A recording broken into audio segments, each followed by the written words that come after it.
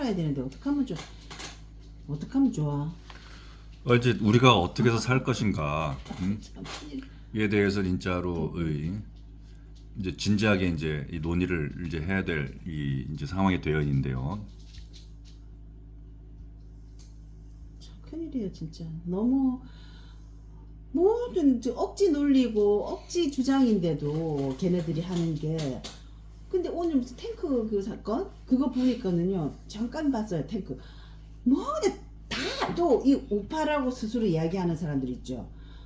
그 뭐 거의 곤장을 때리십시오. 막 죽을 죄를 졌습니다. 나 때려 죽이십시오. 내 잘못했습니다. 다 이런 분위기더라고 보니까. 아휴 참.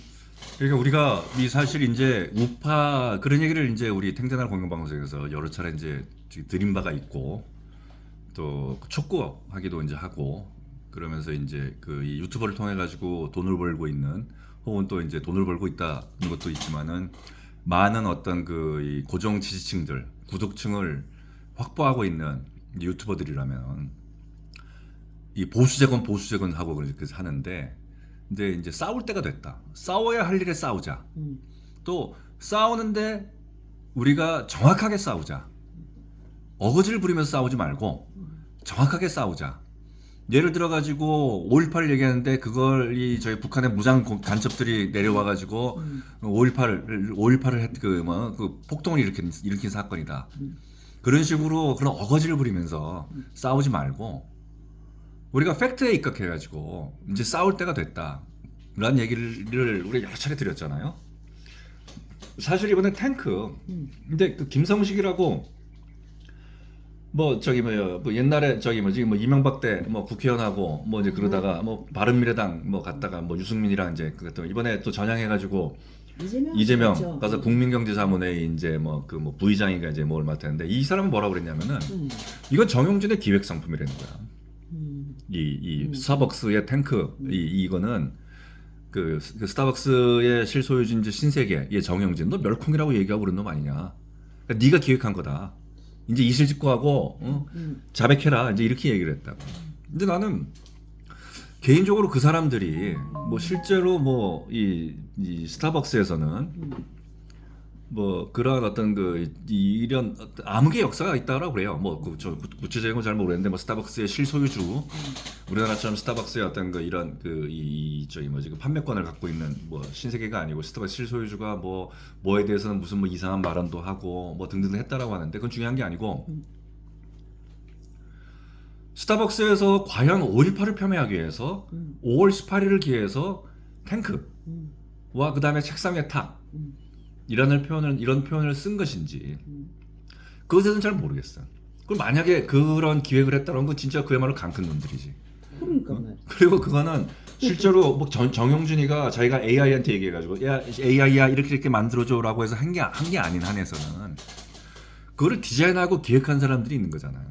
그리고 자기들은 이걸 론칭 시점을 5월 18일 5월 월요일이니까 그리고 이제 여름으로 들어가는 시점에 우리 이제 스타벅스 어떤 텀블러 갖고 있는 어떤 이 디자인이라든가 아름다움이라든가 어떤 뭐 경고성이라든가 뭐 등등을 광고하기 위해 가지고 그 탱크 텀블러를 만들고 그걸 책상에 턱하니 올려놔봐라 얼마나 이쁘냐 이런 식으로 얘기한 걸 수도 있어. 난 그렇게 생각해요. 오히려 과잉충성한 것 같아요. 제가 보기에는 과잉충성. 그게 뭐 멸콩의 의미로 그걸 한 것 같지가 않고요. 제가 보기 지금 이런 사회 분위기에서 누가 나서가지고 진짜 5.18이든지 뭐 4.3이든지 쟤네들은 빨갱이에요. 저는 잘못 지금 이재명한테 공산주의자 이래 말할 사람이 대한민국에 어디 있어요 지금 요새. 참 나라의 엉망이. 근데 그렇게 대놓고 탱크데이 하면서 그 공식적인 회사에서 뭐 5.18 왜곡 특별법 이런 것까지 만들어가지고 사람들 족쇄를 다 채워놨는데 그거를 만들어가지고 그거를 반대하려고 한 게 아니고 제가 보기에는 오히려 과잉된 더 이거를 기념하고 더 사람들에게 좋은 의미로 탱크 쳐들어고 하고 나쁜 사람들에게 그런 의미로 한 것 같아요. 오히려 반대로. 그 무슨 취지는 알겠는데 좀 저는 그렇게 생각한다기보다도 이거 기획한 사람들 자체들은 5.18이 무슨 날인지 모르는 거지. 그걸 알 필요도 없고 자기들은 오로지 음. 스타벅스의 텀블러를 어떻게 하면 사람들에게 잘 인식시키고 각인시키고 할 것인가. 근데 하필 스타벅스 텀블러 론칭일이 5월 18일이었던 거지. 그런데 이거를 이재명이가 보고 어찌 이럴 수가 있냐라고 페이스북에 분노의 글을 올리니까 그대로 싹 돌아서면서 이제 그 파렴치한 놈들, 이제 이게 이제 돼버린 거죠. 그런데 탱크라고 하면 IMF 직전에 대우그룹의 모토가 대우전자의 모토가 탱크주의였어. 그 5.18 탱크가 그 탱크 말한 거 아니었어요? 그럼 걔네들이? 그 탱크가 그 탱크지. 그럼 그 사람들이 그걸 기획한 사람들이 5.18을 의미하고 한 게 아닌. 한 게 아니고 그 사람들은 탱크의 어떤 단단함, 어떤 그걸 어떤 자기들의 어떤 텀블러를 탱크라고 표현하고 싶었던 거죠. 세상에. 뭐 5.18을 기념해가지고 5.18을 빗대서 탱크를 만들고 책상에 탁하니 올려놔라라고 어떤 큰 광고쟁이가 그런 광고를 만들겠냐고. 그러니까. 자기는 그 바닥에서 평생 이제 끝나는 일인데 또 이런 광고가 신세계가 어느 광고 회사에서 그러니까. 하는지 모르겠지만 기획 단계에서부터 A부터 시작해서 카피라이트 있고 디자인하고 그리고 소비자 조사하고 하는 거잖아. 이런 이 전체 과정을 거쳐가지고 탱크라는 데 광고가 나오는 거지. 그게 아니라 정영준이가 AI 물어봐가지고 야 내가 5.18일 날 말이야 이 텀블러 가지고 쟤네들을 좀 조롱하고 싶은데 어떻게 하면 좋겠어. 그러니까 그 챗GPT나 제이마니가 그럼 이렇게 하세요 하면서 탱크 이렇게 해가지고 책상에 탁 해가지고 박정철 고문사까지 연결시키세요 라고 해가지고 만들어서 스타벅스에 쫙 뿌렸겠냐고. 그렇구나. 맞는 것 같네요. 그러니까는 근데 5.18은 모르는 거고 걔네들은 5.18 개념이 없고 그냥 탱크 자기네들 스타벅스 그거를 하려고 한 건데 그날이 우연히 5월 18일인 거네요. 그러니까 론칭일이 5월 18일이었던 거죠. 맞는 것 같아. 근데 사과할 게 뭐 있어요 그러면 거기에? 근데 그걸 5.18을 이재명이가 페이스북에 어찌 5.18을 이렇게 조롱하고 폄하할 수 있냐. 역사에 죄를 짓는 짓이다. 뭐 희생자들에게 뭐 어떤 뭐 죄를 짓는 것이다 하고 페이스북에 쓰니까 쫙 그냥 그때부터 쫙 엎드리게 되는 거지. 그래서 내가 물어보고 싶은 건 그거죠. 그 IMF 직전에 대우전자의 탱크주의. 그 탱크는 뭐냐는 거지. 그때 탱크주의 할 때 삼성 대우전자 사장이 배순훈 씨인데 그 사람은 김대중 때 정보통신부 장관을 했어. 세상에. 지금 보면은 나라 꼴이 너무 참담하다.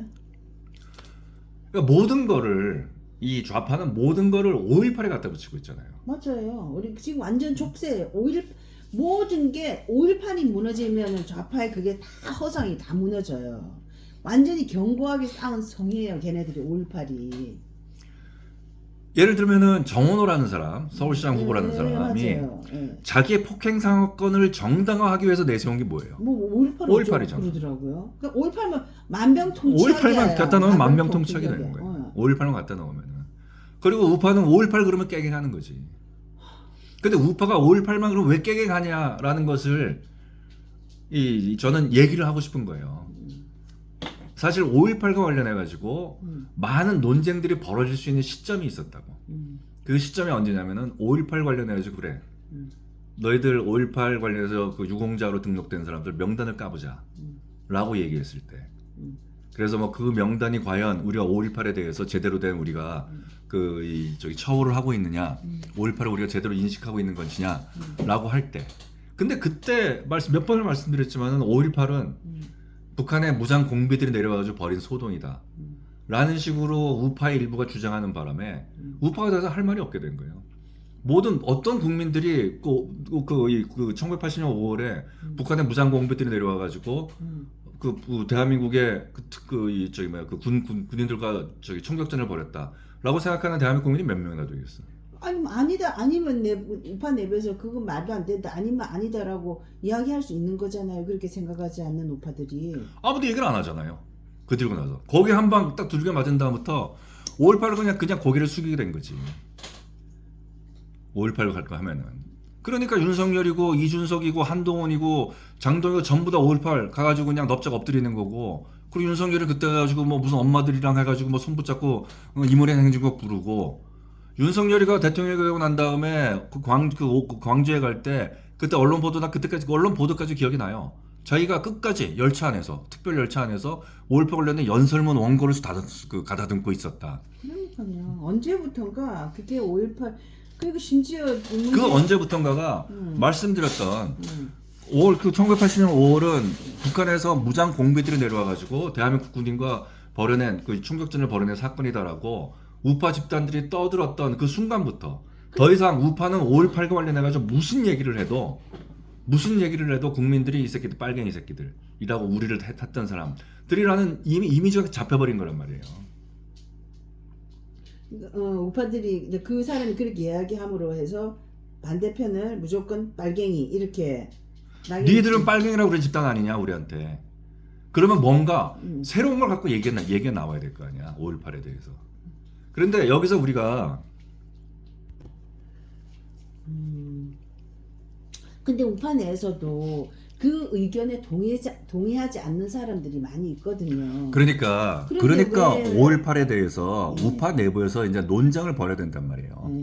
5.18에 대해서 우파 내부에서 논쟁을 벌여야 되는데 논쟁을 벌이기는커녕 5.18에 그대로 굴복하면서 이거를 헌법 전문에 넣겠다라고 얘기를 하잖아요. 맞아, 반대로 됐어요, 진짜로. 맞아. 그런데 5.18을 헌법 전문에 넣을 수도 있어요. 나는 그 5.18 헌법 전문에 넣었는데에서 그 반대하거나 혹은 뭐 찬성하거나 반대예요. 반대. 원칙적으로는 반대하죠. 원칙적으로는 반대하는데 근데 그 5.18을 헌법 전문에 넣었는데 원칙적으로 반대하는 이유는 어떤 역사적 사실을 지금의 시각에서 평가해가지고 그것을 이 하나의 어떤 그 정형화된 틀, 한 점도 바꿀 수 없다라는 틀로 바꿀 수 있는 그 고정시킬 수 있는 역사는 없어요. 그러니까. 언제나 어떤 어느 시대에 따라 가지고 그런 일이 벌어질 수밖에 없었던 배경들, 그치. 또 그런 또 이런 일들이 이렇게 벌어질 수 있었던 어떤 비극들, 하지만 그 비극을 이겨낸 정신들, 뭐 이런 것들은 시대에 따라서 다 바뀐다고. 또 시대에 따라서 다 보는 관점들이 틀려요. 우리가 예컨대 5.16 같은 경우에도 당시에 1960년대 초반 내 어떤 그 암울한 상황 속에서는 5.16이라는 것 자체가 대한민국의 운명에 아주 중대한 사건이었었다고. 그 중대한 사건이었기 때문에 5.16 자체를 혁명이라고 그랬어요. 맞아요. 단순히 그 5.16을 혁명이라고 그랬던 게 그 5.16을 통해 가지고 군부를 장악한 그 대한민국을 장악한 군부가 5.16은 혁명이다라고 얘기를 했기 때문에 혁명인 게 아니고 많은 사람들이 이제 우리가 무엇인가 대한민국이라는 나라를 근간에서부터 바꿔보자 라는 때 동의했기 때문에 5.16을 혁명이라고 그랬던 거라고. 그런데 그리고 나서 수십 년의 세월이 지나서 보니까 뭐 그때 취지는 알겠는데 쿠데타라고 지금 5.16을 뭐 아니잖아요. 혁명까지 얘기라고 할 필요는 없지 않냐라는 지금 다시 또 해석이 이루어지고 있는 거야. 그런데 이런 어떤 그 특정한 어떤 역사적 사실들을 헌법 전문에 넣는다라는 것은 특히나 이 자유라는 어떤 그 기치를 가지고 있는 사람들 입장에서는 그거는 절대 동의할 수가 없는 일이에요. 미국은 자유의 어떤 그 기틀에 세워져 있잖아. 미국 헌법 전문에 미국의 뭐 독립혁명, 그 남북전쟁 이런 것들이 있나? 미국은 남북전쟁이라고 그러잖아요. 자기들의 명칭은 아메리칸 시빌 워잖아. 노예혁명이라고 안 그런다고. 그게 헌법 전문에 없다고요. 이 프랑스도 자기들 어떤 그 프랑스 대혁명 헌법 전문에 없어. 근데 자기들이 어떤 구구한 역사를 굳이 넣는 나라는 중국이랑 북한밖에 없어요. 거기다 우리나라가 지금 다 막 모든 게 그렇게. 근데 지금 우리가 5.18을 헌법 전문에 넣을 거라면은 우리가 우파가 만약에 이제 5.18 헌법 전문에 넣는다라고 했을 때 문제 제기할 수 당장 처음에 문제 제기될 게 뭐냐면은 헌법 전문에는 우리나라 역사 사건이 두 가지가 있는데 하나가 3.1 운동이고 또 하나가 4.19예요. 근데 4.19는 그 3.1 운동과 4.19의 공통점이 뭐냐면은 비폭력 무저항 정신이었어. 근데 5.18은 폭력이다. 무장봉기를 했다고. 맞아요. 폭력이 있었어요. 그리고 자기들 기준은 그거지. 대한민국 국군이 자기들을 공격을 했기 때문에 자기들도 총으로 무장할 수밖에 없었다. 뭐 그럴 수도 있다고 생각해요 나는.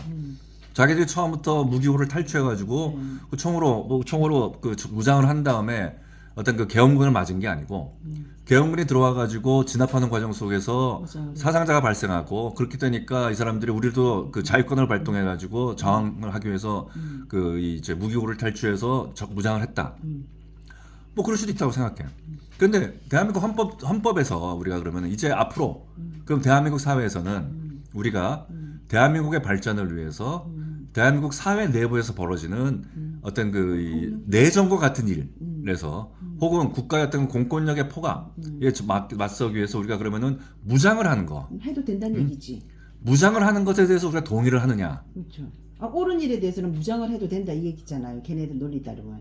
그런 거죠. 그러니까 그런 문제 제기를 지금 우파가 던질 수도 있는 거죠. 그러니까 왜냐면은 그 정의를 위해서는 무장한 거니까 그쪽에서 공격해 오니까 무장을 한 거니까 걔네들 좌파들 논리대로면 5.18을 헌법에 넣으면 지금 그 폭력성이 있었는데 그럼 정강훈 목사가 이야기하는 국민 저항권이지 뭐. 누구의 기준에 따라 가지고 물론 5.18에서는 그 신군부라고 하는 전두환 어떤 신군부가 범죄시되고 있지만 그거는 보는 사람마다 다 틀리단 말이야. 그러니까요. 누구는 문재인이가 국민들의 어떤 그 이동권을 제약하면서 국민들을 강제로 코로나 그 예방 그 백신을 맞게 함으로써 사망에 이르게 했다. 맞아요. 그럼 여기에 대해서 내가 그럼 국민 저항권을 발동한다에 대해서 어떻게 얘기할 거냐는 거지. 그렇지. 거기에 대한 합의가 이루어져야 되는 거거든. 그런 문제 제기를 해야 돼요. 그다음에 그 5.18을 통해 가지고 또 하나 벌어졌던 게 반미라고 반미. 그리고 5.18을 통해 가지고 가장 정책 성과를 얻은 사람이 누구야?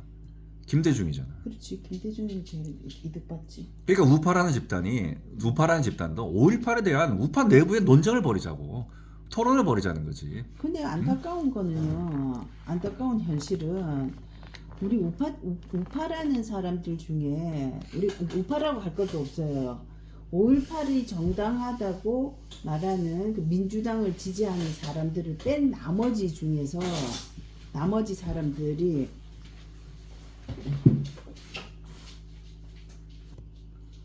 그러니까 민주당을 지지하거나 또는 그 좌파라고 할 수도 없고 그런 세력들을 뺀 5.18은 정당하다라고 주장하는 세력을 나머지 세력들 중에서 5.18에 대해서 뭐 정정당당하게 밝혀야 된다.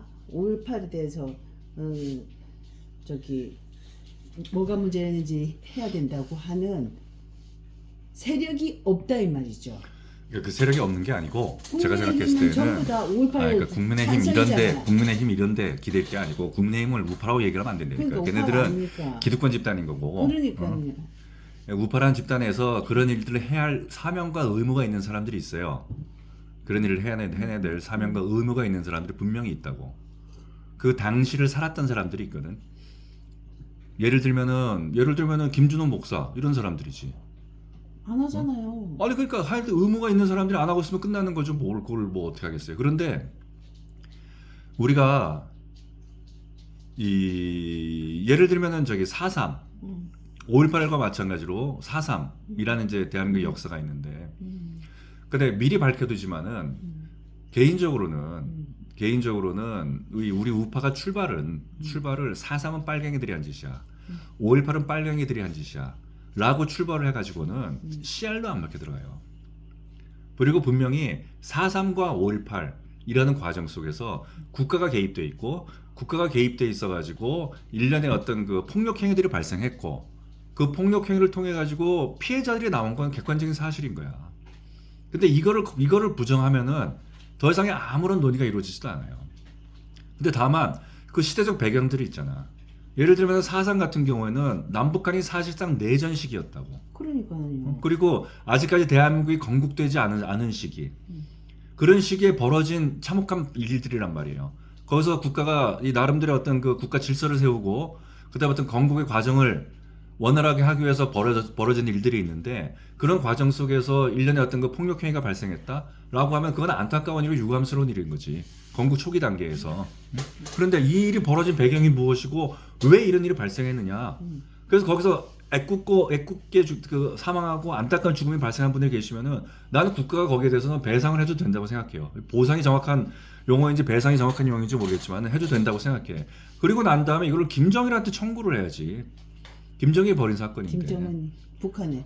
김일성, 김정은이 벌인, 맞아. 걔네들이 벌인 사건이잖아요. 상김에게 배상을 청구해야지. 근데 이런 기록들이 남아 있다고. 그러니까요. 이런 기록들이 남아 있는데 지금 좌파들이 보면은 이 책이 있어요. 이게 이 유명한 책이야. 이산하라는 그 이제 필명인데. 네. 보이세요? 이거 이산하. 그게 무슨 책이에요? 이 한라산이라는 장편 소설인데 이게 저기 4.3에 대해서 그 자기가 이제 다룬 그 시집이에요. 그 일종의 시집. 서사시라고 하지 이 사람들은. 이게 이 저기 뭐죠 그 한참 이제 이제 이 86년 87년 이후로 한참 이제 그 학생운동과 노동 우리나라 대한민국의 사회운동 내에서 이제 계급투쟁 이를 기초로 해가지고 사회주의 혁명을 일으키겠다라고 이제 하던 그 시점에 발간된 시예요. 저 서시에 저 시에 뭐라고 되어 있냐면은 그 서시 부분에 미 제국주의 침략사 120년이라고 했어. 한국 현대사를 근현대사를 이렇게 규정하고 있다고. 그렇기 때문에 한국 근현대사는 민족해방투쟁의 한국 현대사라고 해놨다고. 그 사람이 쓴 말이야. 그러면서 4.3의 성격을 이렇게 표현한다고. 인공의 깃발을.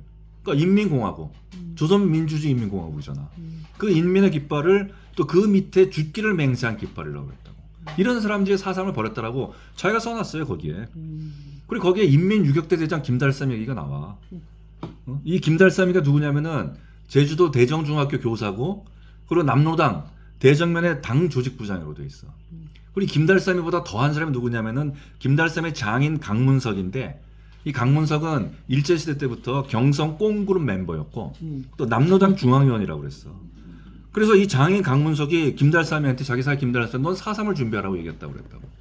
그래서 김달삼이 제주도 가서 4.3을 준비했어. 이 4.3이 뭐냐면은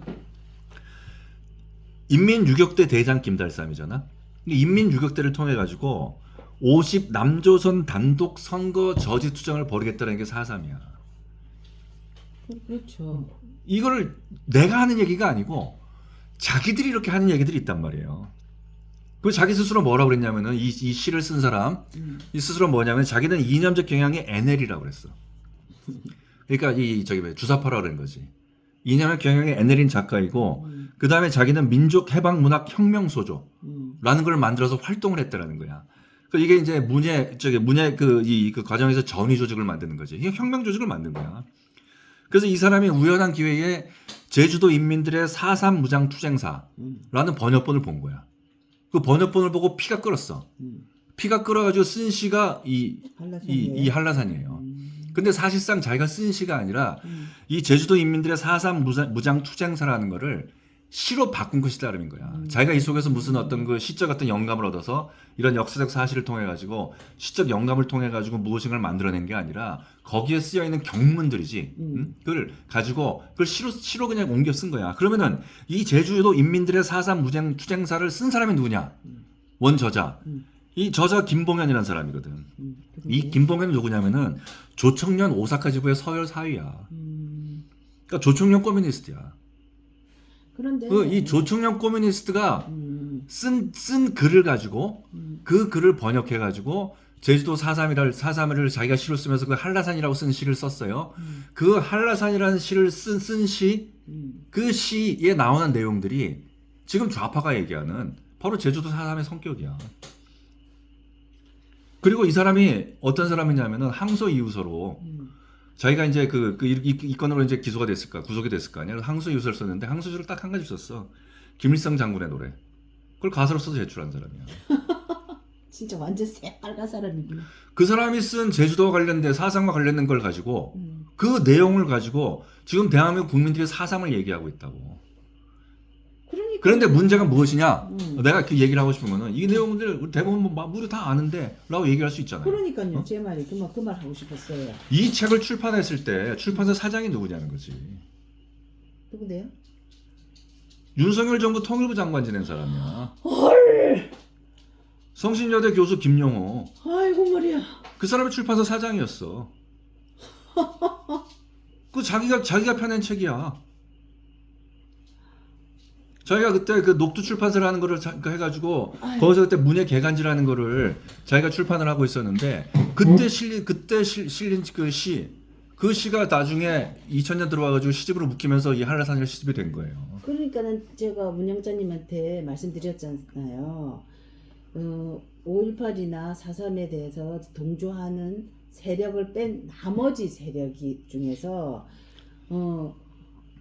그거에 대해서 실체를 밝혀야 된다거나 한 세력이 없고 어떻게 생각하면 그 동조하는 나머지 세력은 실체를 알고 있고 뭐 역사적 사실이 있는 거고 하니까 다 알고 있고 오히려 저쪽 지지자들도 알고 있어.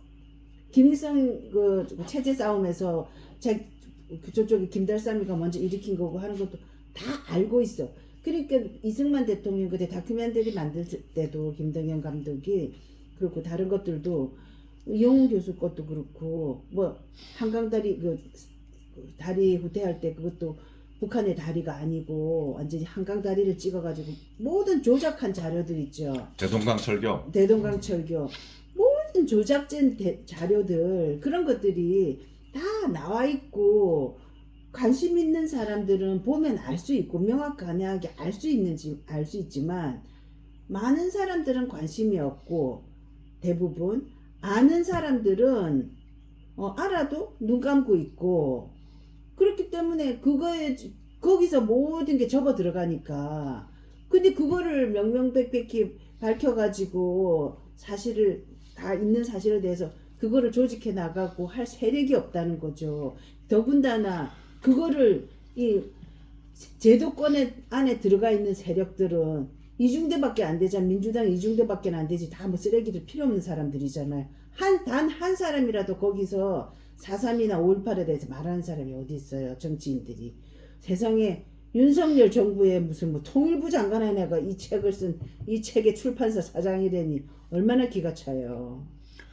그러니까 제가 드리고 싶은 말씀은 이런 증언들을 할 사람들이 널려 있다라는 거예요. 우파 내부에서도. 그러면 그 사람들이 나서 가지고 자기들이 그때 시절을 얘기를 하면 돼. 그 하고 안 하고 자기들이 안 하서 안 하면 그건 뭐 대한민국의 어떤 뭐 현실인 거지 뭐 어떡하겠어요.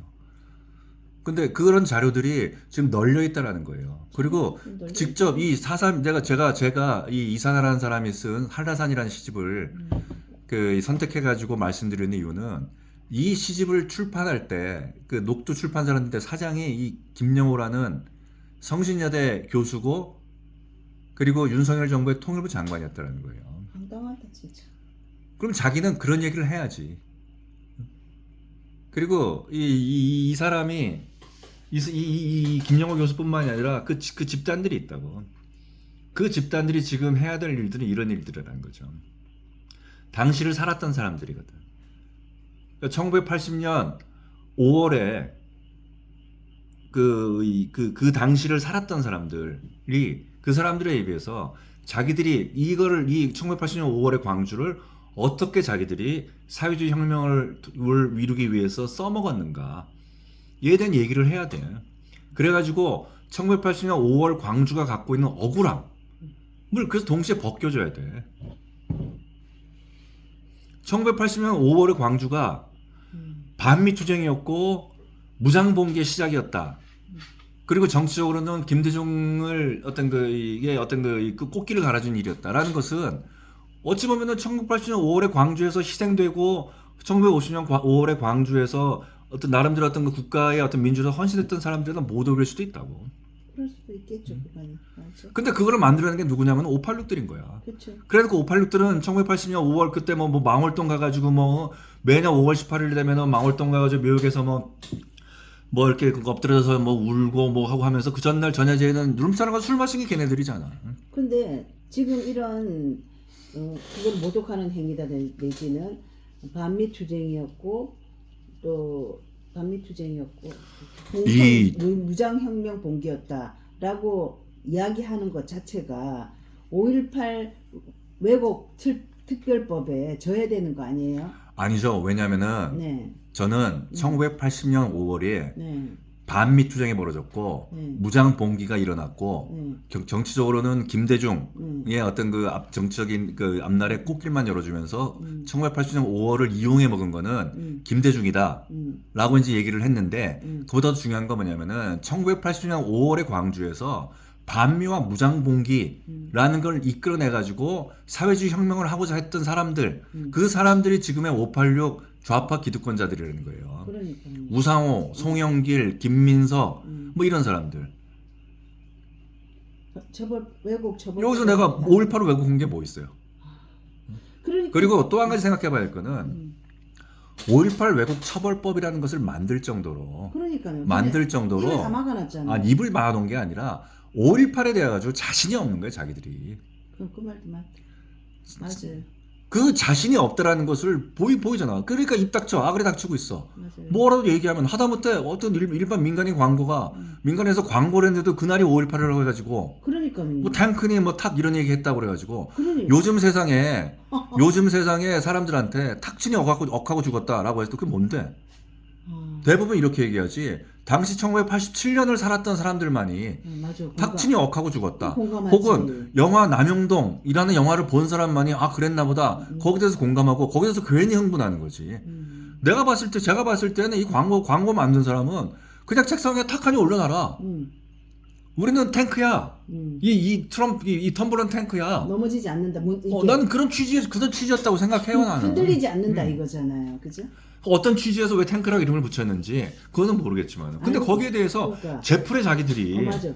아니 그 사람이 제풀에 자기들이 놀라는 거라고. 그런 의도로 했든 안 했든 그것보다 그런 걸 들었을 때 그거를 연상한 사람이 몇 명이나 되냐, 몇이나 되냐는 거죠. 아무도 안 하고 있는데 이재명이가 누구한테 얘기도 그렇게 쓰고 난 다음에 재발적인다고 그래야 되나 뭐 아무 그거 없는데 자기네들은 뭐든지 거기다 꺼다 붙이니까.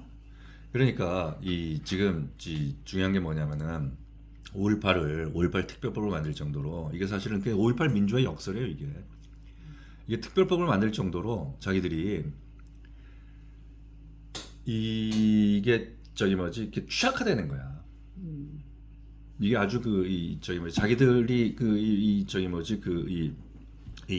자기들 자체로는 그러니까 이 5.18을 떠드는 사람들 그 자체로는 그 5.18에 갖고 있는 정당성이라든가 그 가치 있잖아. 자기들이 지킬 수 없다는 고백하는 거야. 그러니까 입 닥쳐 이렇게 하고 있는 거지. 근데 이런 상황 속에서 내가 얘기하는 거는 1987년 5월에 명예를 회복시켜주라는 거지. 그리고 제주도 주민들의 명예를 회복시켜주라는 거야. 근데 어떤 방식으로? 역사적인 진실을 가지고 그리고 역사적인 사건을 가지고 그리고 그 뒤에 5.18과 4.3이라는 것이 어떻게 좌가 됐건 우가 됐건 어떻게 그거를 정책으로 소비해내면서 국민들을 현혹시키고 호도했는가 그 관련된 걸 얘기를 하면서 당장 성신여자대학교 성신대학인가 이제는 그 김영호 교수부터 시작하라는 거지. 자기가 왜 한라산의 책을 내게 됐고 이 책을 내게 된 과정들이 무엇인지에 대해서 자기들이 뭐 이때 이 일을 해가지고 그때 연루돼가지고 감옥에 좀 갔다 오고 난 다음에 다 유학 가가지고 그래서 그 뒤로 사회에서 교수님 뭐냐면 떵떵을 잘 사는 걸 모든 게 끝나는 거야? 끝나는 거죠. 조국이랑 똑같은 놈이지 그러니까. 그러니까요. 그러니까 5.16 그 좌파 오렌지와 우파 오렌지는 같은 자식의 배달한 앱이야. 맞는 것 같아요. 그게. 왜냐면 이 4.3의 그 문제점이라든지 5.18의 문제점을 다 알지만 근데 그 시대를 산 사람 똑같은 어떻게 기승전 박근혜 대통령인데 운영자는 우리는 4.3이나 5.18은 우리 시대 멀리 서서 겪었지는 못했고 어느 정도 매체가 통제돼 있었잖아요. 그래서 보지를 못했지만 우리가 박근혜 대통령 탄핵을 눈으로 뻐젓이 받고 10년밖에 안 된 일이고 눈으로 뻐젓이 받고 부당함을 뻐젓이 받고 그리고 그 이후로 재판 이루어지는 과정 그리고 그 판결 결과까지 얼마나 왜곡되고 얼마나 부당한 과정을 거쳐서 된 것인지 우리가 봤는데도 왜 입 닫고 귀 닫고 눈 막고 있어요. 그것이 아무런 자기네 삶에 자기 기득권을 누리는데 박근혜 대통령 탄핵의 부당함을 주장하는 것이 아무런 자기 배때기 불리는데 도움이 안 되잖아요. 그러니까 아까 제가 이 제주 4.3 관련한 이산화라는 사람의 지리산 한라산이라는 책을 얘기하면서 했던 말들 있잖아요. 그 말들은 전부 다 그 책에 나오는 말이에요. 내가 지어낸 말이 하나도 없어요. 어떤 말? 그러니까 예를 들면 김달삼에 대한 얘기라든가 그 장인에 대한 얘기라든가 그 다음에 이게 그 대한민국의 그 현대사를 민족해방투쟁의 한국현대사 미제국주의 침략사 120년 이런 표현들 다 그 책에 나오는 말이에요. 그 책에 1980년 5월에 대한 얘기도 나와요. 뭐라고 나오냐면 푸른 5월의 광주를 승냥이처럼 핥히고 간 저 피 묻은 원수들 누구냐면 미제국주의자들이야.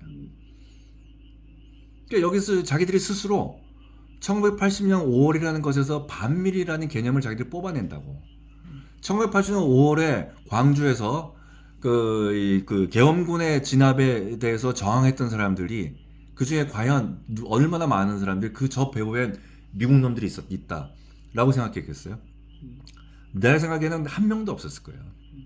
그리고 오히려 우리가 이 1980년 그 5월의 어떤 사건들을 그나마 알게 된 것 자체도 미국 문화원이나 이런 데 가가지고 뉴스위크나 어떤 그 타임지에서 좀 이렇게 그 검정색으로 이렇게 쫙쫙쫙 그거 정도 행간을 통해 가지고 봤다고. 근데 어쨌든 그거를 지금 이야기할 세력이 있을까? 이제 뭐 하자고 얘기 나서야 되는 거죠. 하자고 얘기 나서야 되는 거고, 나는 이제 충분히 할 수 있을 거라고 봐요. 그게 이제 왜냐면은 이 좌파 오렌지 586의 시대와 그 다음에 우파 검찰이라든가 이런 전문직을 중심으로 해 능력주의의 어떤 그 매몰돼서 자기 자신의 어떤 배때기만을 불리는 우파 기득권, 내 어떤 그 30년 1987년 이후 그 시기가 이제 저물고 있잖아요. 30년 40년이 다 돼가는 시기들. 그러면 새롭게 등장하는 사람들, 나는 대한민국에서 새롭게 등장하는 20대들이 극우라고 얘기하지만은 나는 그 극우라고 생각하지 않아요. 그 친구들이 극우라고 보이는 거는 윤석열 어게인 이라는 것 때문에 극우라고 얘기하는데, 난 뭐 윤석열 어게인 자체가 잘못된 거 생각하지는 않아. 그 차명진 씨라는 어떤 그 유튜버는 윤석열 주의를 얘기하는데, 글쎄 어떤 윤석열 씨가 얘기했던 그것이 무엇인지에 따라 가지고 틀리겠지만, 윤석열이 한 말 중에 틀린 옳은 말도 꽤 있거든. 그런데 지금 요즘 한동훈하고 조국은 또 뭐 그렇다 치더라도요, 우파내 이런 좀 지형을 보면 이 운영자님도 몇 번 이야기했지만 우파는 생활이다, 자기 살아가는 모습이다 그랬잖아요. 왜 우리는 이념지향적이거나 어떤 가치를 그냥 이루기 위해서 산다기보다 나에게 주어진 삶, 나에게 주어진 하루, 그리고 성실히 그냥 사는 거거든요. 학생이면 공부 열심히 하고 이런 식으로 성실히 살아왔고, 가장이면 가장으로서 책임을 다하고, 아내는 아내의 책임을 다하고, 이렇게 성실히 살아오는 사람들이지, 좌파들처럼 지구를 살리자, 탄소 중립은 또 다른 문제겠지만 지구를 살리자, 종이를 플라스틱을 쓰지 말자 하면서 나가가지고 피켓 들고 하고, 다른 사람을 갖다가 사람에게 내 생각을 강요하고, 이런 사람들이 아니거든요, 우파들은. 그러다 보니까 우리가 어떤 싸움에 임할 때, 좌파들과의 싸움에 있어서는 일단 좌파들은 개개인도 아주 호전적이에요, 보면 이렇게. 근데 우리는 그 싸움조차도 별로 관심이 없고, 일반 우파라는 사람들은. 그 다음에 뭔가 또 나선 사람들, 어떤 그 사회를 바로잡아 보겠다고 또 정치를 하든지 사회운동을 하든지 시민운동을 해서 나선 사람들도 보면, 어쨌거나 참 안타깝고, 이 세상사가 그런 건지 모르겠지만 참 권력지향적이고 출세지향적이고 탐욕이 있는 사람들은 어쨌거나 똑똑해요. 말싸움해도 이기고 자기 그 부와 명예를 위해서 이겨야 되잖아요. 근데 뜨거운 애국심 또는 뜨거운 정의감에 불타는 사람들은 어쨌거나 떨어져. 지적인 그 모든 능력이 제가 보면은 단순하기도 하고. 그러니까 한동훈이 하는 거 보면 참 내가 진짜 여러 가지 생각이 들어요. 그래서 요새 그거 사람마다 의견은 틀리겠지만, 한동훈을 평가하는 한동훈에 대해서 어떻게 평가하느냐 보는 사람마다. 근데 우리 탱자나라 공영방송은 항상 비판적인 입장이었잖아요, 한동훈에 대해서. 근데 요새 한동훈이 하는 게 완전히 제가 볼 때는 좌파짓이라고 봐요. 한동훈은 어찌 보면은 이 근대적 의미에서, 현대적 의미에서 대중 정치인, 새로운 스타일이에요. 대중 정치인으로서 자질은 뛰어나다고 볼 수 있죠. 그러니까요. 요즘 이렇게 뛰어난 자질을 갖고 있었던 게 이준석이었고, 그다음에 이제 한동훈인데, 연예인 그다음에 이제 정치인이야. 저쪽에서는 이제 조국, 맞아요. 뭐 이제 이런 맞아, 사람 정도. 조국이야, 조국. 근데 문재인은 문재인 스스로 갖고 있지 못하고 이제 탁현민이라는 사람을 통해 가지고 문재인이가 이제 거기서 이 나름대로 어떤 저 연출돼서 보여준 그러니까요. 근데 이제 이미지들이 있고 자기 한동훈이는 자기가 기획해가지고 자기가 연출하고 자기가 배우 다 해. 내가 보면요. 그러니까 그런 대중 정치를 잘한다는 것과 그러니까요. 그러니까 그 사람이 뛰어난 정치인이다라는 것과는 틀린 거죠. 역사상 가장 위대한 대중 정치인이 누구냐? 대중의 마음을 사로잡은 사람이 누구냐?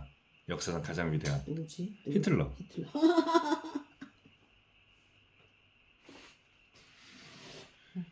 그리고 한동훈이가 보수를 재건하겠다라고 얘기하는데 나는 요즘은 여기저기서 보수를 재건하겠다라고 하는 거예요. 다 보수 재건이에요. 심지어 얼마 전까지 이재명 이렇게 했던 사람이 갑자기 보수 재건하겠다 한다고 뭐 그렇게 얘기를 하고 있어요.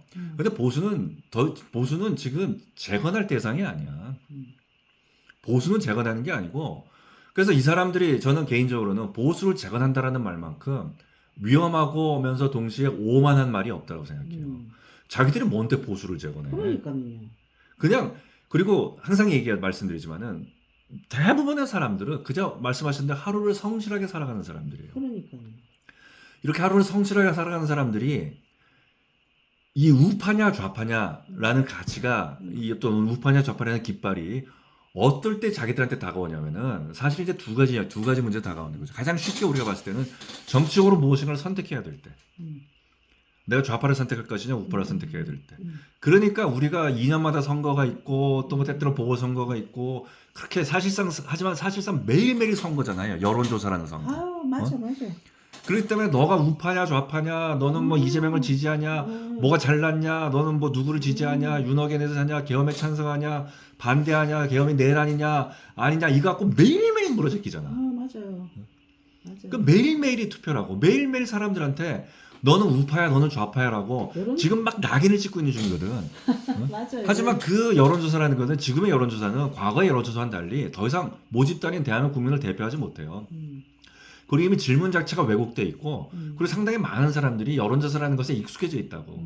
내가 원하는 답이 무엇인가 여론조사 기관이 예를 들어서 저 김어준이 하는 꽃이 하는 여론조사가 들어보면은 내가 원하는 답이 무엇이야? 꽃입니다. 꽃이야? 혹은 뭐 또 우파라고 하는 데일리안이라든가 이런 여론조사 니들 데일리안이야? 훈련돼 있어요 다. 맞아요. 그러니까 항상 투표 결과를 보면은 맞아 엉뚱하게 나와요. 틀리잖아요. 그래서 그러면서 항상 얘기하는 게 여론조사는 트렌드만 봐라. 이렇게 얘기하잖아. 근데 트렌드만 보라고 하는데 오차 범위 뭐 0.1% 0.2%로 아니 전 세계에서 여론조사를 통해 가지고 후보를 결정한 나라가 어디 있어요. 그렇게 할 거면 여론조사를 100번을 해야 돼. 오차 범위라는 게 같은 조사를 100번을 했을 때 대체로 비슷하지만 한 4번 정도는 좀 이렇게 어떤 그 차이가 있을 수 있다. 이거잖아요. 맞아요. 그럼 여론조사를 100번을 해가지고 실제로 96번을 얘가 앞서는 걸 봐야지. 맞아. 그게 아니고 한 번에 여론조사를 통해서 오차 범위인데. 그러니까. 그래서 만약 저 같으면은 제가 공직선거에 나섰을 때 여론조사를 통해 가지고 나를 뭐 그 탄핵시키고 한다면 나 저 같으면 헌법소원 낼 거예요. 맞아. 그럴 것 같아. 맞네. 여론조사를 하지 못하겠다. 그 여론조사 자체는 그 전당대회라는 걸 통상적으로 했었는데, 근데 전당대회를 통해서 당원의 뜻을 묻지만은 동시에 전 국민들의 의견도 묻겠다라고 해가지고 일반 국민들을 대상으로 원래가 이명박이 대통령 후보를 뽑을 때에는 일반 국민들을 대상으로 해서 선거인단 모집을 했어요. 그래서 선거인단을 모집한 것을 모집단수에 맞게 다시 어떤 오퍼레이션을 해가지고 그 사람들 선거인단을 했다고. 그러면서 동시에 여론조사를 했죠. 여론조사는 그 보안의 개념이었다고, 보안의 개념. 근데 이제 100% 여론조사야. 보안이 아니라. 그리고 그 100% 여론조사 과정을 통해가지고 대한 국민들은 매일매일 좌파냐 우파냐 내 자신을 판단하게 만드는데 실제로 대한민국 국민들은 좌파도 아니고 우파도 아니고 하루하루를 잘 살아나가는 사람들이야. 근데 이 사람들이 선거라는 걸 통해서 여론조사를 통해서 좌파냐 우파냐 낙인을 찍힘을 받아요. 그렇기 때문에 내가 좌파인지 우파인지 생각하게 된다는 거고 또 한 가지 뭐냐면은 내가 살아가는 방식이거든. 아까 우리 부부장님께서 나는 학생들은 공부 열심히 하고 그 다음에 난 직장인으로서 열심히 생활하고 그 말씀을 하셨었는데 그게 아주 이 단순한 말 같지만은 사실은 엄청나게 중요한 말이라고. 내가 학생으로서 무엇을 열심히 공부해야 돼요? 학생으로서. 내가 학교 다닐 때 공부를 하는 이유가 무엇이야? 내 자신의 재능을 개발하기 위해서, 내 자신의 어떤 그 능력을 연마하기 위해서, 내가 사회에 나가가지고 아주 뛰어난 사람이 돼가지고 돈 많이 벌기 위해서, 이거는 학교의 목적이 아니에요. 학교의 목적은 그 사회, 그 사회의 어떤 그 공동체 구성원으로서 갖춰야 될 자격을 가르치는 게 학교의 목적이야. 요즘은 그런 거 아니죠, 근데. 아니 그러니까 이 학생 소풍 가는 문제 가지고 무슨 맞아. 초등학생 정교조 위원장인가 초등학교 교사 위원장인가 하는 그 사람 얘기하는 게 그거잖아요. 민원넣지 마라 우리한테. 그 사람 말을 들으면 일리가 있을 수 있지. 애들 어디 데리고 소풍 가는데 왜 그렇게 멀리 가냐, 멀미한다. 우리의 사진은 왜 다 100장 중에 5장밖에 없냐. 등등등등. 요즘 학부모 문해력 얘기 나오잖아요. 중식 제공 그런다니까 왜 우리는 중국음식 싫어하는데 왜 중식을 제공하냐. 등등등 이런 거 있잖아요. 그런 민원이 받기 싫으면 학교 선생하지 말고 학원 강사를 해. 그럼 되는 거야.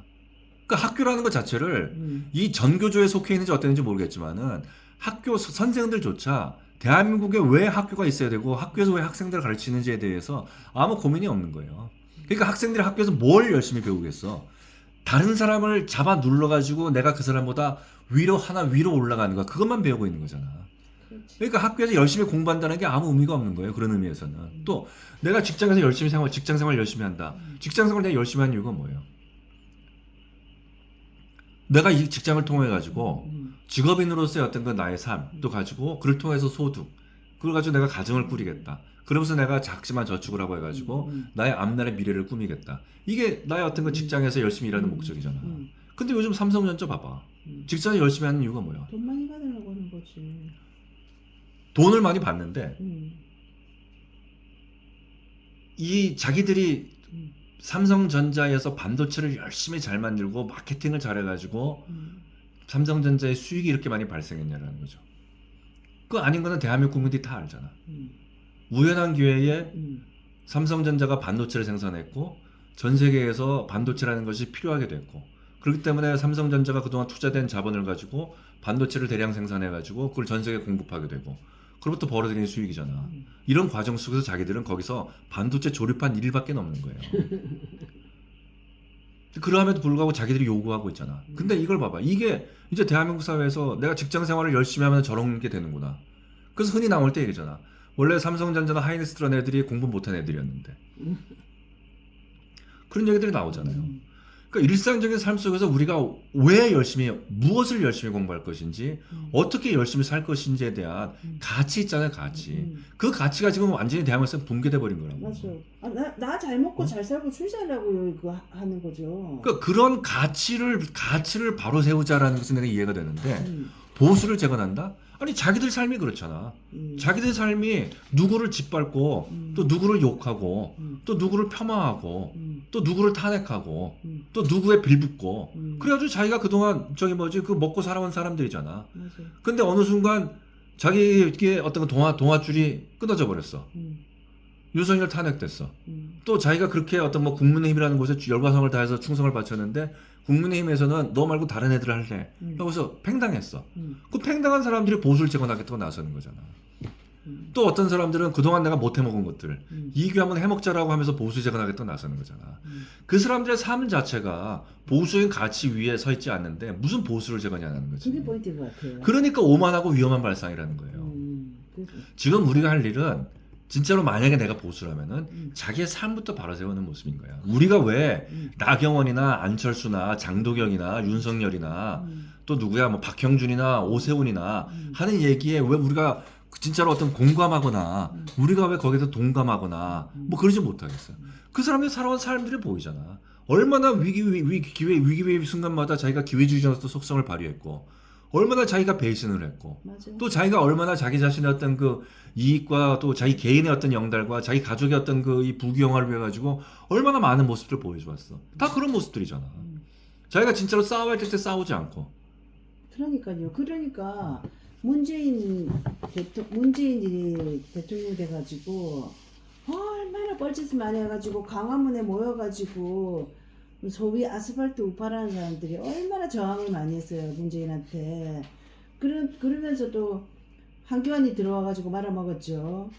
그런데 참 안타까운 게 그렇게 문재인에 저항하고 했던 태극기들, 그다음에 아스팔트의 시민들은 완전히 이제 그냥 버림받고, 그때 잘 먹고 문재인하고 손잡고 잘 먹고 잘 살던 국민은 이제 미래통합당이니 뭐니 하는 애들이잖아요. 걔네들이 4.3 다 특별법에 도장 찍어주고 백신 맞는 것도 도장 찍어주고 아무 좌파하고 저항한 적이 없는 애들이잖아요. 그런데 걔네들이 이제 나서가지고 이제 나서가지고 자기네들이 우파다 뭐 자기네들이 뭐 이재명하고 싸우겠다 하는 그것도 웃기는 얘기인데, 또 결과적으로는 또 아스팔트 이 세력들도 4분의 1 찢어져 있는데, 아스팔트 세력이라는 사람들도 너무 실력이 없는 거예요. 근데다가 그 한동훈이라는 애가 나와가지고 보수재건 하면서 떠들고 다니는데, 현실, 우리가 이상과 현실이 있잖아요. 현실은 한동훈이 걔가 사람을 막 홀리는 거야. 그리고 가장 요즘 시대에 맞는 미디어적인 방법으로 장난을 치는 거예요, 선거가. 그러면서 선거를 그런 식으로 하는 거야. 완전히 걔는 삶 자체가 그렇잖아요. 처음에 대표 됐을 때도 그냥 걸어가는 사진 하면 되지, 막 뒷모습에 넥타이 날리는 이런 사진을 찍어가지고 막 현혹하게 만들거든요, 사람을. 근데 그런 애들마저도 그런 애들을 이기거나 그런 애들을 이렇게 제압할 수 있는 진정한 인간의 신뢰를 갖춘, 인간성을 갖춘, 자기 삶을 살아온 모습이 인간적인 그런 세력이 없다는 게 너무 안타까운 거죠. 그러니까 어찌 보면은 지금까지 우리가 박근혜 대통령 탄핵 이후 문재인 5년, 그 다음에 이제 이재명 1년, 또 그 과정에 이제 윤석열의 이제 시기가 뭐 3년인지 4년인지 있었는데, 어찌 보면 그 10년이 암울한 시기가 아니라 앞으로 한 20년, 30년이 이 우파에는 암울한 시기가 될 수도 있죠. 아이고. 왜냐하면은 지금 보수를 재건하고 하겠다는 축이 두 축인데, 한 축은 한동훈이고 한 축은 전한길이잖아. 이 전한길과 한동훈이 재건한 보수가 어떤 보수겠어요? 아이고. 그렇지만 말씀드리고자 하는 거는, 우리가 이 혁명적 낙관주의, 제가 항상 혁명적 낙관주의를 얘기하는데, 우리가 이스라엘의 역사를 보면, 성경에 나온 역사를 보면 하나님이야말로 혁명적 낙관주의를 끝까지 견제하신 분이잖아요. 하나님 마음대로 하실 수 있으니까 그렇지. 모든 게 하나님 손에 달려 있으니까 낙관주의적이지. 그렇지만 생각해 보세요. 하나님도 몇 번이고 출애굽한 이스라엘 백성들을 멸하려고 하셨잖아요. 근데 그때마다 모세가 말렸잖아. 하나님, 당신께서 우리 백성들을 이렇게 끌어내오셨는데 이렇게 사막에서 다 멸하시려고 끌어내렸다고 이 무지한 외국의 사람들이 알까봐 걱정입니다. 그러니까 하나님은 그런 대답을 원하신 거잖아. 너희들이 반성하면. 그러니까 그렇게 재앙을 내리고 그러면서도 하나님의 이게 얘기하는 바는 딱 한 가지였다고. 너희는 나의 백성이더라. 나는 너희의 하나님 되리라. 이거잖아요. 근데 이 70년의 역사, 광야에서 40년의 역사, 또 뭐 바벨론에 끌려가서 70년의 역사, 뭐 이런 수많은 어떤 그 역사들, 그 속에서 하나님은 그 이스라엘리티, 그 이스라엘 백성을 버리질 않았잖아. 근데 역사가 그런 거거든. 근데 요새 하나님이 대한민국 백성 버린 것 같아. 문극현 씨의 표현에 따르면, 표현을 빌리자면 단련시키시는 거지. 라고 생각해요, 저는. 그런데 다시 기회가 와요. 이게 왜냐면은, 그리고 그 동시에 지금의 어떤 그 우파는 뭐 아무리 그 사람이 뛰어난 사람이고, 예컨대 이를테면 박근혜 대통령이라 하더라도 박근혜 대통령이 다시 예전의 어떤 그 영화를 가지고 다시 선다고 하더라도 그 예전의 어떤 그 우파의 영화 또한 우파의 어떤 그 바른 가치를 끌어내지 못한다는 게, 지금 사람들이 전부 다 20세기적인 사고방식에 아직까지 빠져 있거든요. 근데 지금은 21세기고 새로운 자본주의야. 맞아요. 그리고 우리가 새로운 공동체를 바라보고 있는 거라고. 맞아. 그리고 AI라고 얘기하는데, AI라는 건 단순히 우리의 노동력을 대체하는 수단만으로서 AI가 아니에요. AI가 우리 인간의 어떤 그 삶을 바꿔낼 수 있는 문제들이란 말이야. 그러면 뭐 제가 항상 농담으로 얘기하지만은 우리나라 인구가 출산율이 지금 0.7, 0.8 이렇게 돼서 전 세계적으로 최악이고 우리는 곧 대한민국 소멸한다고 얘기하는데 항상 드리는 말씀인데 지금 인구가 5천만이 넘어요. 근데 우리가 인구 3천만 시대를 살았을 때 대한민국이 세계에서 인구 밀도가 3이기 때문에 우리가 애를 더 낳으면 안 된다라고 하나지 했었어. 안 했었어. 그때. 근데 지금 5천만이 넘는데 이제 인구 우리가 대한민국이 이제 죽어간다는 거지. 근데 그게 만약에 지금 애들 많이 낳게 하려고 돈을 쓸 게 아니고 만약에 우파라면은 진짜로 어떤 미래를 설계할 거라면은 우리가 AI와 결합해가지고 새로운 어떤 이 우리의 어떤 그 생산과 어떤 이런 일련의 과정들을 우리가 이제 볼 때 그러면은 과연 이 대한민국 사회에서 우리가 적절한 인구가 어느 정도이고 그랬을 때 우리가 어떤 이 인간다운 삶을 살면서도 무엇인가 어떤 그 혁신적인 삶 이런 걸 해낼 수 있을 것인가를 끊임없이 저기 뭐야 챗GPT한테 물어보자고. 그럴 수도 있긴 있겠어요. 왜냐하면 오히려 지금 인구가 주는 게 줄어들어가는 게 자연적으로 줄어드는 게 이 우리 지금 생태 환경이나 생존에 그게 필요할 수도 있을 것 같아. 그러니까 오늘 이 얘기를 하려고 그러다가 말았었는데 김용범이라는 청와대 정책실장이 국민 배당금 얘기했잖아요. 근데 국민 배당금을 얘기하면서 이제 당장 우파에서 이제 뭐라고 공격했냐면 이 공산주의적인 발상이다. 기업이 벌어들인 초과 이익을 가지고 국민 나눠 먹겠다. 라고 주장하거나 아니면 어떤 사람은 뭐라고 얘기했냐면은 초과 세수라고 얘기해가지고 야 이 바보야 세수는 초과 세수가 없어. 왜냐면 너희들이 세입 추계만 정확하게 하면 그러면은 올해 예를 들어서 법인세가 100억이라고 하더라도 내년에 많이 들어올 거야 그러면은 내년에 법인세를 300억으로 추계하면 돼. 그러니까 초과 세수란 없어. 초과 세수 잘못한 건 너희들이 무능하기 때문이야. 그것도 예측하지 못한. 그러니까 이재명이가 초과 세수란 말에 딱 빡쳐가지고 얘가 언제 초과 세수 얘기했냐. 얘 초과 세수란 말 하지도 않았다. 라고 이제 거기서 공격하잖아. 근데 문제는 그게 아니고 제가 봤을 때는 김용범이가 국민배당금을 얘기했을 때 뭐라고 얘기했냐면 이제 대한민국이 그러니까 한마디로 그런 거죠. 반도체라는 게 이제 그 삼성전자나 하이닉스라는 거를 통해 가지고 이제 대한민국은 어떤 사회가 됐냐면은 세계에서 지금까지는 무엇인가 어떤 그 수출 주도형인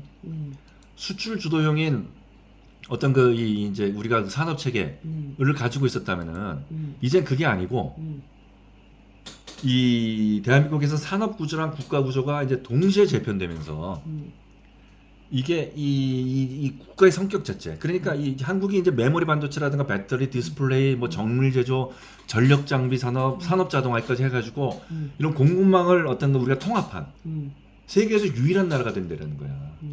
그러니까 지금 이러한 어떤 이게 우리 국가 전략의 이제 핵심 변수가 되는 시대가 돼가지고 지금 우리가 보여지고 있는 이런 어떤 이 경제 삼성전자와 하이닉스 반도체가 벌어들이는 이런 어떤 엄청난 수익들이잖아. 이게 우리나라의 앞으로 영원히 아니면 최소한 중장기적으로 이게 우리나라의 어떤 거 이제 이 산업 구조가 될 것이다. 핵심 먹거리가 된다는 얘기인 거죠. 구조가 될 것이다. 그러니까 이제 우리는 앞으로 이런 어떤 그 엄청난 어떤 초과 이윤이 계속되는 나라에 살게 될 것이다. 김용범이가 그렇게 얘기했어요. 김용범이 그렇게 얘기했어요. 그럴듯한데? 얘긴 그렇다겠지만은 사실 봐봐 생각해보세요.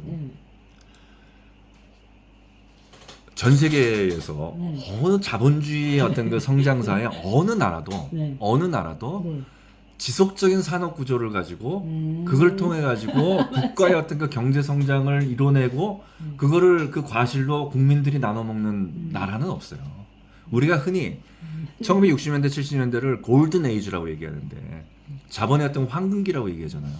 그때도 자본의 황금기는 고도 성장을 함에 있어 가지고 모든 제조업 상품들 자동차, 뭐 어떤 그 뭐 선풍기, 세탁기 등등등 이런 제조업 상품들이 폭발적으로 성장을 했던 거야. 그 폭발적으로 성장한 걸 가지고 사람들이 나눠 먹기 시작했다고. 그러면 우리가 그때의 부를 가지고 그게 60년, 70년대인데 그러면 그 사회가 지속됐다라고 그러면은 전 세계 지금 왜 우리가 고통으로 뭐 기아, 빈민 그런 걸로 왜 우리가 고통스러워하겠어요? 아니지. 근데 얘는 이제 이런 삼성전자 반도체가 벌어들이고 하이닉스가 벌어들이는 것 자체가 대한민국이 이제 노멀이 된 거야. 그러니까 앞으로 우리나라 계속 이런 사회가 될 거라는 거야. 그러니까 이를 통해 가지고 벌어들일 우리의 이런 어떤 그 과다한 이익들 있잖아. 이 과다한 이익 이런 그 상당한 이익들을 우리가 어떻게 나눠 먹을 것인지를 생각할 때 됐다라고 얘기하는 거예요.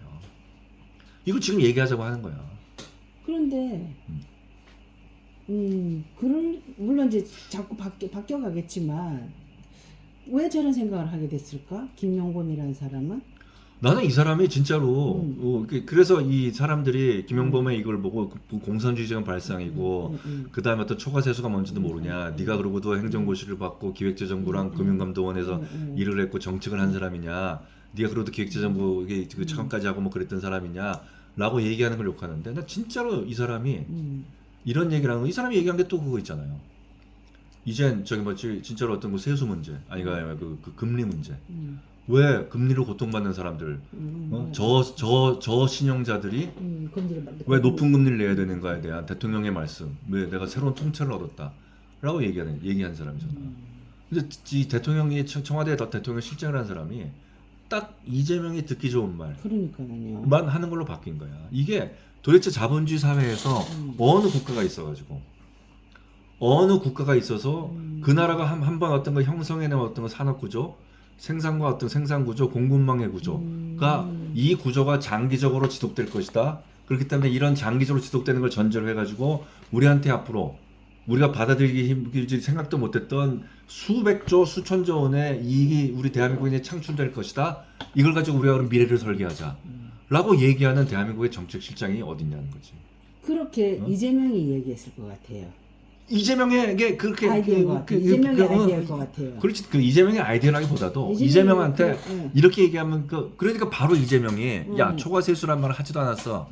이 바보야. 그러니까 라고 이제 얘기하잖아요. 그러니까요. 그거에 대해서 어떤 논의가 있었던 거예요. 그러니까 이재명한테 참 듣기 좋은 얘기를 해준 거지. 그런데 그러면서 얘기하는 게 이 노르웨이 얘기를 했거든. 근데 노르웨이는 석유가 발견된 거야. 네덜란드와 노르웨이가 동시에 네덜란드에서 가스가 발견됐고 노르웨이 석유가 발견됐는데, 노르웨이는 석유를 통해 네덜란드는 가스가 발견되니까 이걸 가지고 국민들의 복지 양상에 이제 투자를 해서 쓴 거지. 써가지고 그러니까 다 돈 서브로 다 남고 남는 돈 하나도 없잖아요. 근데 노르웨이는 이거를 석유를 통해서 수익을 가지고 펀드를 만들어서 국부 펀드를 통해 가지고 투자를 한 거야. 그 투자를 통해서 얻은 수익들을 가지고 이것을 이제 국내 어떤 그 산업 구조를 재생산해서 쓰고 국민들한테 어떤 그 생활 삶의 어떤 질에도 도움이 되게끔 이렇게 얘기를 한 거예요. 그러니까 노르웨이 어떤 그 모델을 보고 우리도 이렇게 나가야 된다고 얘기를 한 거예요. 그 노르웨이 그래서 잘 됐나? 잘 됐지. 근데 노르웨이는 석유야. 석유는 고갈되면 끝이지만은 고갈되기 전까지는 끊임없이 지속적으로 이익이 창출되는 거예요. 그러니까 중동이 이란이, 이라크가, 사우디아라비아가 뭐 하는 일도 없이 꾸준히 잘 산 이유가 뭐야? 맞아, 석유가 꾸준히 나오고 있잖아. 맞아, 계속 그리고 석유만 꾸준히 나오는 줄 알았더니 이번에 이란, 이라크, 미국, 이란 전쟁을 통해 가지고 가스가 아니라 석유를 통해서 창출되는 플라스틱. 이게 이제 더 이상 오일 쇼크가 아니라 플라스틱 쇼크가 돼버렸잖아요. 그러니까 노르웨이는 그렇게 해가지고 할 수 있는 거야. 근데 우리는 반도체? 삼성전자, SK하이닉스 끊임없이 반도체 생산해낸다? 그러면 삼성전자나 SK하이닉스만이 끊임없이 반도체를 전 세계에서 유일하게 독점하는 나라인가? 아니잖아요. 근데 그거에 근거해가지고 이런 걸 만든다? 그러니까 이게 몽테스키에가 그런 얘기를 한 적이 있었는데, 이 상권 분립에서 루이지애나의 그 국민들은 나무에 열려있는 과실을 따먹기 위해서 나무 밑둥을 벤다라고 얘기했어요.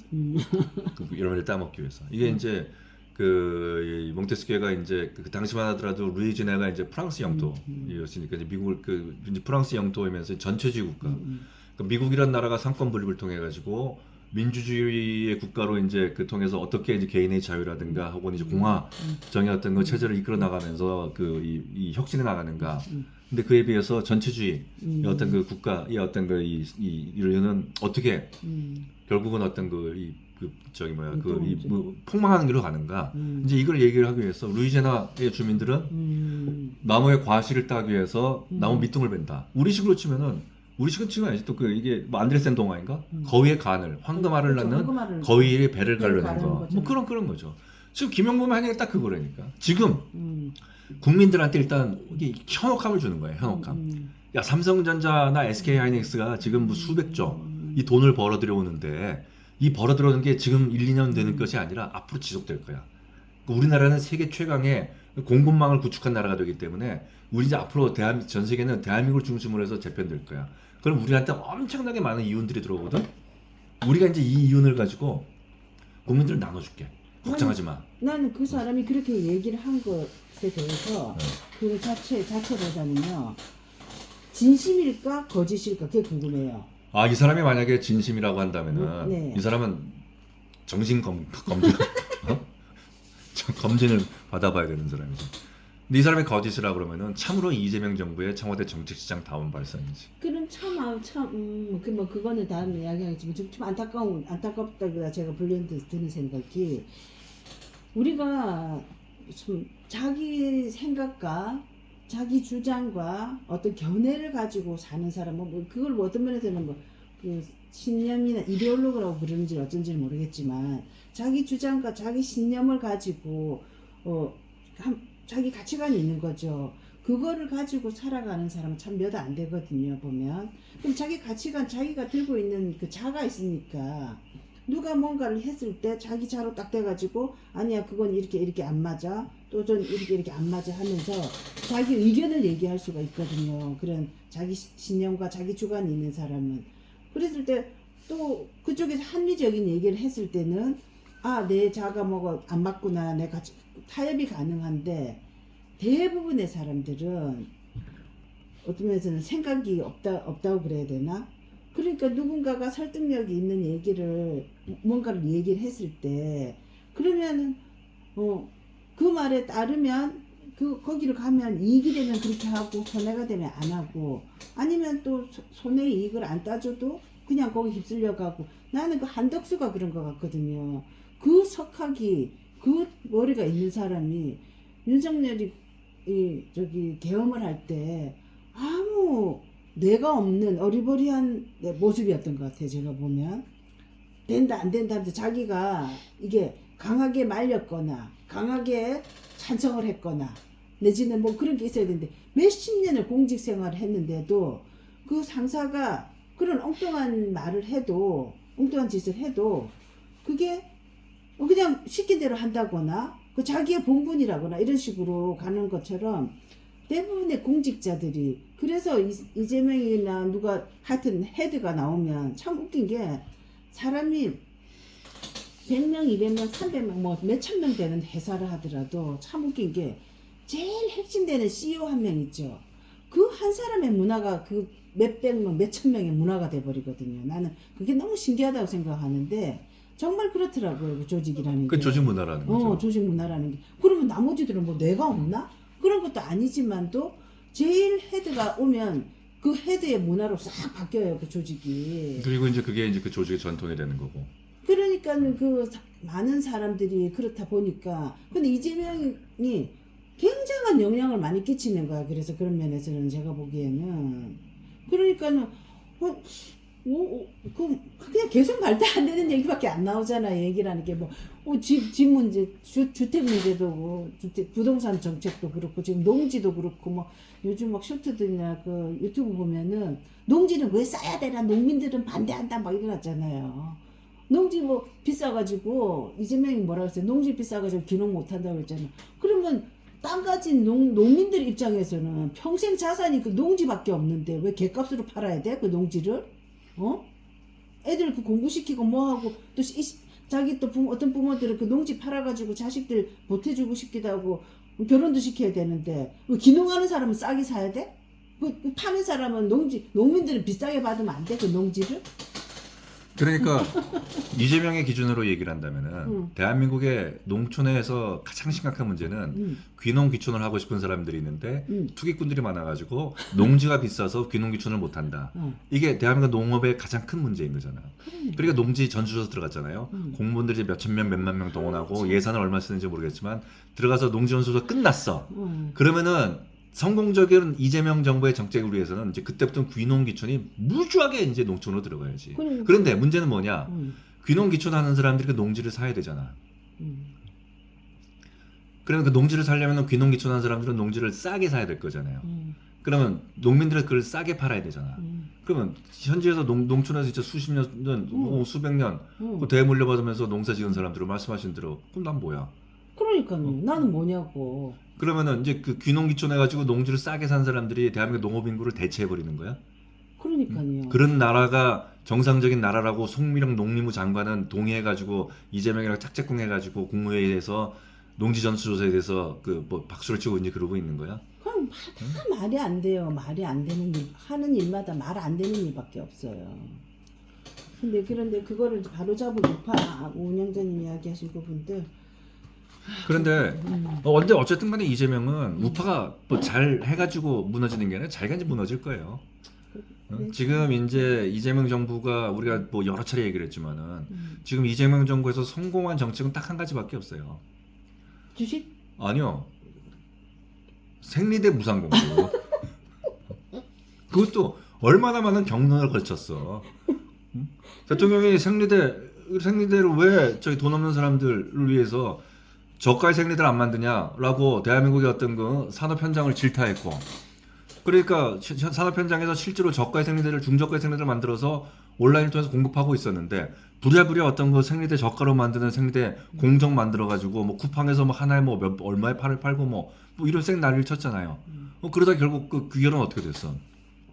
이게 사실 그러니까 저가의 생리대, 그 내가 없고 못 살고 가난한 사람들은 질 낮은 생리대를 쓸 수밖에 없는 나라를 이재명이 만들어 놓은 거잖아.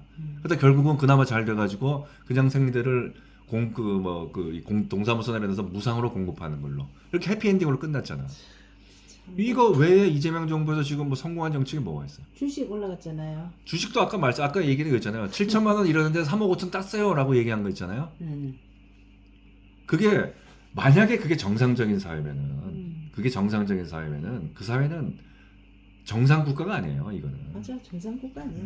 그리고 그 사람만이 아니라 그럼 모든 사람이 그렇게 돈을 벌어야 정상적인 사회지. 그치. 그리고 그렇게 벌은 소득을 가지고 다시 이거를 소비에 써야지.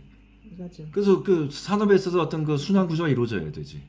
소비에 쓸 것 같아요. 부동산 산대잖아요. 그 부동산 사는 대로 가는 거잖아요. 부동산을 쓰는 게. 근데 부동산을 사려고 해도 근데 부운영자의 그 주식 경험기 마지막으로 이야기 한번 해볼게요. 할까요? 예.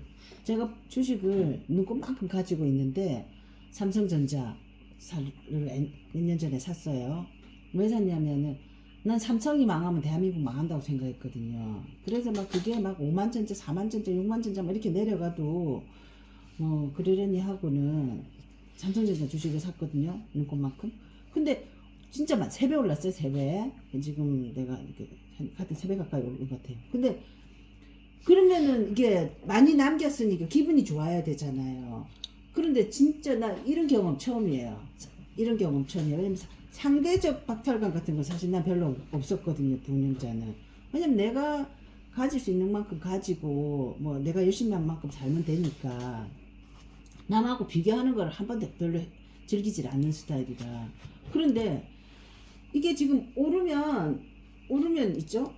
아무리 올라도 근데 오를 때마다 한 두세 배 오르면 오를 때마다 야 이거 진짜 내가 가진 거에 한 10배나 5배 가진 사람들은 산 사람들은 몇 억씩 진짜 벌었겠다 이런 생각이 또 드는 거예요.